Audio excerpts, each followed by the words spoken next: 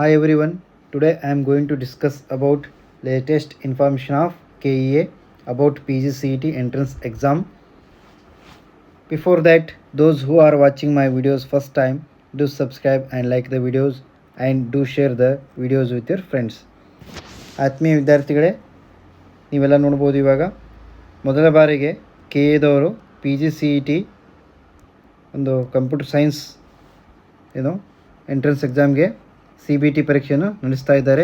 CBT ಅಂದರೆ computer based test ಅಂದಂಗೆ. Okay, ಉಳಿದಂತೆ ಬೇರೆ ವಿಷಯಗಳಿಗೆ OMR ಟೆಸ್ಟ್ ಇರ್ತದೆ.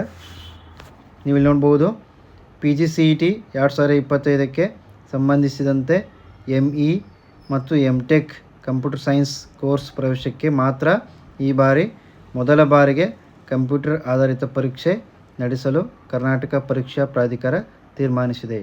ಅಂದರೆ ಇದೇ ಪ್ರಥಮ ಬಾರಿಗೆ ಒಂದು PG ಎಂಟ್ರೆನ್ಸ್ ಎಕ್ಸಾಮ್ಗೆ ಕಂಪ್ಯೂಟರ್ ಬೇಸ್ಡ್ ಎಕ್ಸಾಮ್ ನಡೆಸಲು ತೀರ್ಮಾನ ಮಾಡಿದೆ ಇಲಾಖೆಯು. ಓಕೆ, ಅದೇ ರೀತಿಯಾಗಿ ಜೂನ್ 2ರಂದು ಪರೀಕ್ಷೆ ನಡೆಯಲಿದೆ.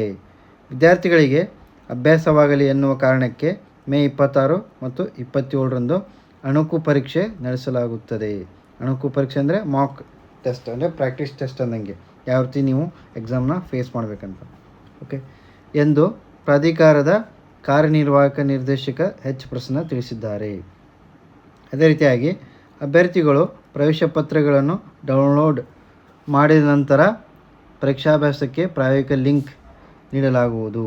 ಓಕೆ, ಹಾಲ್ ಟಿಕೆಟ್ ಡೌನ್ಲೋಡ್ ಮಾಡಿದ ಮೇಲೆ ಅವರಿಗೆ ಒಂದು ಪ್ರಾಯೋಗಿಕ ಪರೀಕ್ಷೆ ಯಾವ ರೀತಿನ ನೀವು ಫೇಸ್ ಮಾಡೋದಂತ ಲಿಂಕ್ ಬಿಡ್ತಾರೆ, ಅಲ್ಲಿ ನೀವು ಅಭ್ಯಾಸ ಮಾಡ್ಕೋಬೋದು. ಓಕೆ, ಲಿಂಕ್ ಮೂಲಕ ಅಭ್ಯಾಸ ಮಾಡಬಹುದು ಎಂದು ಅವರು ತಿಳಿಸಿದ್ದಾರೆ. ಕಂಪ್ಯೂಟರ್ ಸೈನ್ಸ್ ಹೊರತುಪಡಿಸಿ ME ಮತ್ತು MTechನ ಇತರ ಕೋರ್ಸ್ಗಳ ಪ್ರವೇಶಕ್ಕೆ, ಅಂದರೆ ಅಪಾರ್ಟ್ ಫ್ರಮ್ CS ಬೇರೆ ಒಂದು ಸ್ಟ್ರೀಮ್ಗೆ ಏನಿದೆ, ಮೇ 31ರಂದು ಲಿಖಿತ ಪರೀಕ್ಷೆ ನಡೆಯಲಿದೆ. ಓಕೆ, ಕಂಪ್ಯೂಟರ್ ಆಧಾರಿತ ಪರೀಕ್ಷೆಯನ್ನು ಪ್ರಾಯೋಗಿಕವಾಗಿ ಇದೇ ಮೊದಲ ಬಾರಿಗೆ ಮಾಡಲು ತೀರ್ಮಾನಿಸಿದ್ದು, ಮೂಲಸೌಕರ್ಯ ನೋಡಿಕೊಂಡು ಮುಂದಿನ ದಿನಗಳಲ್ಲಿ ಇತರೆ ಕೋರ್ಸ್ಗಳಿಗೆ ವಿಸ್ತರಿಸಲಾಗುವುದು ಎಂದು ಅವರು ತಿಳಿಸಿದ್ದಾರೆ. ಇಲ್ಲಿ ಮೂಲಸೌಕರ್ಯ ಅಂದರೆ ಯಾವ ರೀತಿಯಾಗಿ ಒಂದು ಕಂಪ್ಯೂಟರ್ ಆಧಾರಿತ ಪರೀಕ್ಷೆ ನಡೆಸಲು ಆ ಒಂದು ಕಾಲೇಜಿನಲ್ಲಿ ಲಭ್ಯತೆಗಳು ಏನೇನಿದಾವೆ, ಕಂಪ್ಯೂಟರ್ ಇದ್ದಾವೋ ಇಲ್ಲೋ, ಅಥವಾ UPS ಸಿಸ್ಟಮ್, ಈ ರೀತಿ ಎಲ್ಲ ಒಂದು ಆ ಕಾಲೇಜಿನ ಮೂಲ ಸೌಕರ್ಯಗಳನ್ನ ತಿಳ್ಕೊಂಡು ಮುಂದಿನ ದಿನಗಳಲ್ಲಿ ಅಂಥ ಒಂದು ಯಾವ ಒಂದು ಕಾಲೇಜಿನ ಸೌಲಭ್ಯಗಳು ಇರ್ತಾವಲ್ಲ ಆ ಕಾಲೇಜಿಗೆ ಎಕ್ಸಾಮ್ ಸೆಂಟ್ರನ್ನ ಕೊಡ್ತಾರೆ. ಓಕೆ, ಇದಿಷ್ಟು ಈಗ ಬಂದಂಥ ಲೇಟೆಸ್ಟ್ ಇನ್ಫಾರ್ಮೇಷನ್ನು. Thank you.